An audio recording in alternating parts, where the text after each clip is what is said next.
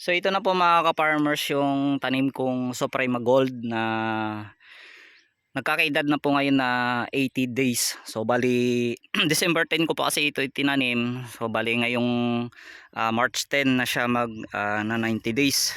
So ito na po mga ka-farmers yung kanyang mga bunga. Ayan oh. So ready to harvest na po ito bukas dahil ipapapitas na po ng buyer ko ito. So bali bukas ko to sisimulan or pwede mamayang hapon. Ayan, maganda na po siya yung bunga niya mga ka-farmers.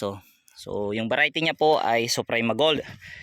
Ito pa lang po mga ka-farmers yung first harvest. So meron pa namang iba na alanganin pa, pero ano lang po to bukas, isi-selection lang po, kukunin lang po ito yung yan, yung tulad po nito. Yan, magulang na po yan siya mga ka-farmers. So yung binhi ko po dito mga ka-farmers na itinanim ay dalawang 50 grams po. So nagtotal po siya ng 100 grams.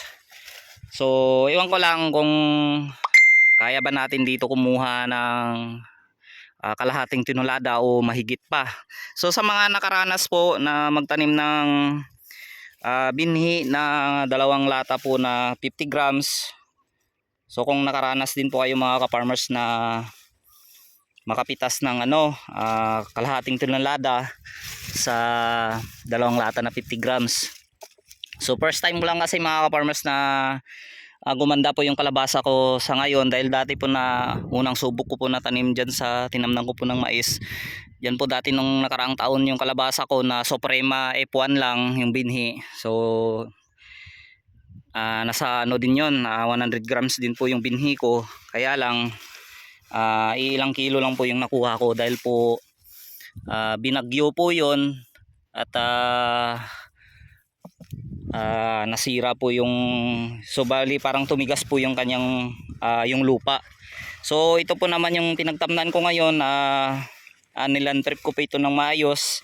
So pinaretubate ko o pinatraktor, kaya medyo maganda po yung paglaki ng aking kalabasa. At saka medyo inalagaan po ito ng ulan, kaya hindi ako masyadong gumastos sa pagpapatubig dito.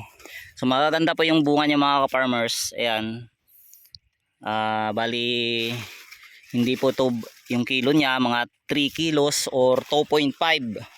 So bihira lang ako makakita dito mga ka-farmers siguro na magtitimbang ng 2 kilo o pababa. Ayan, ito po yung tsura ng Suprema Gold. So maganda siya mga farmers. So i-update ko ito bukas kapag nakilo na po lahat, no? O kung ilang kilo ba yung mapipitas ko po dito sa tanim ko na 100 grams sa kubuan. So sa katunayan mga ka-farmers, yung unang tanim ko na 50 grams ay December 10 kong itinanim. Tapos yung karugtong December 10 po na po itinanim yung unang 50 grams. Tapos yung pangalawa ay December 15. So 5 araw po yung pagitan ng isang 50 grams. So kaya hindi siya sabay-sabay.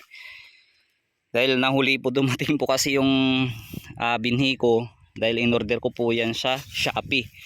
Kaya hindi ko napagsabay sa pagtanim. Ito pwede rin ito ma-harvest. Ito mga farmers, at nagtitimbang siguro ito ng 2 kilos. So good na po yan, no? Basta hindi lang po bababa sa 2 kilos, pasok na po yan sa good. So may mga nahuli pa siyang bunga. Ayan, no? Maliliit pa, oh. Yan yung mga huli niya.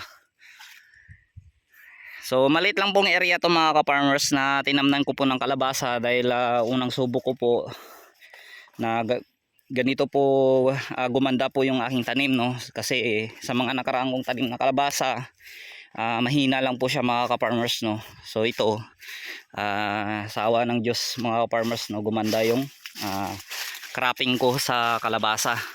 So sa ibang gulay ko naman, tuloy din naman yung alaga ko dun sa matanda kong talong.